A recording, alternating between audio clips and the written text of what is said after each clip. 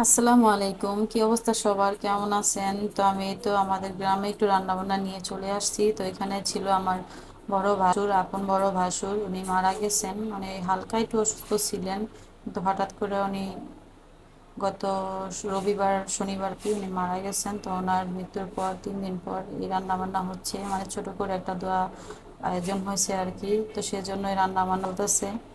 তো এখানে রান্না বান্নার কী কী লাগবে সেটাই আর কি আপনাদেরকে ভিডিওর মধ্যে ধরেছি। তো এখানে বাবুর্চি ভাই এখানে সব কিছু নিয়ে নিয়েছে, কী কী লাগবে সব কিছু বলে দিয়েছে কী কী লাগবে। তো এখানে নেওয়া হয়েছে।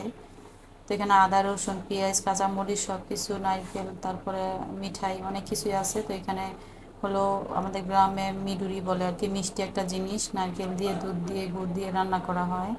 তো সেটা বসেছে। তো এটা হয়ে যাইতেছে, হয়ে গেছে। এখন গরু মাংস বসাবে। তো এখানে বাবুর্চি ভাই এখানে তেল দিয়ে দিচ্ছে, পরিমাণ মতো তেল দিয়ে দিচ্ছে।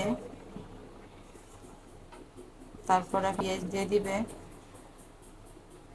তো এখানে পেঁয়াজ দিয়ে নিল অনেকগুলো।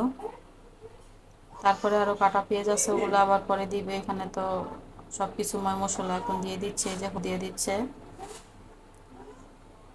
হলুদের গুঁড়ো দিয়ে দিল, মরিচের গুঁড়ো দিয়ে দিচ্ছে এখন। তো আপনারা একটু আমার সাথে থাকবেন। আদা রসুন দিল, আদা দিয়ে দিয়েছে, রসুন দিয়ে দিচ্ছে, যা যা লাগবে ওগুলো দিয়ে দিচ্ছে। তো লবণ দিয়ে দিচ্ছে। তো জিরা দিয়ে এলাচ দিয়ে দিল, জিরা দিয়ে দিল, তেজপাতা দিয়ে দিল, দারচিনি দিল। তো আমি ওখানে আগুনের ওদিকে আগুনের অনেক তাপ দেখতে পাবেন, অনেক বড় পাতিল। তো ওই সাইডে দাঁড়াইতে পারি না, খুব বাতাস আর আগুনের তাপের জন্য আমি ভালো করে ক্লিয়ার করে আপনাদেরকে দেখাতে পারলাম না কী কী দিল। তো আপনারা যেটা বুঝতে পারবেন কী কী দিচ্ছে। তো এখানে মশলাটা কষানো হচ্ছে, ভালো করে কষিয়ে নিচ্ছে এগুলো। আর গ্রামের বাড়িতে তো বুঝেন, বা ঢাকা শহরের মতন এত কিছু দেয় না, বাদাম বাটা এটা সেটা, দই টই এগুলো দেয় না। বিগলিভাবে যেগুলো লাগে বাসায় রান্না করে যা লাগে তা দিয়ে রান্না করতেছে। তো খুবই মজা হয়েছিল খাবারটা। তো আপনারা সাথে থাকেন। এখন মশলাটা কষায় তারপর মাংসটা দিয়ে দিবে, যে মাংসটা নিয়ে আসছে। এখন মাংসটা দিয়ে দিবে। এই তো মাংসটা দিয়ে দিচ্ছে এখন এখানে। তা এখন নাইরা চেরা দিয়ে একটু কষাইতে থাকবে মাংসটা। তো আমাদের বাসুরারা 4 ভাই ছিল। তো 4 ভাই থেকে বড় এক ভাই আল্লাহ নিয়ে চলে গেল,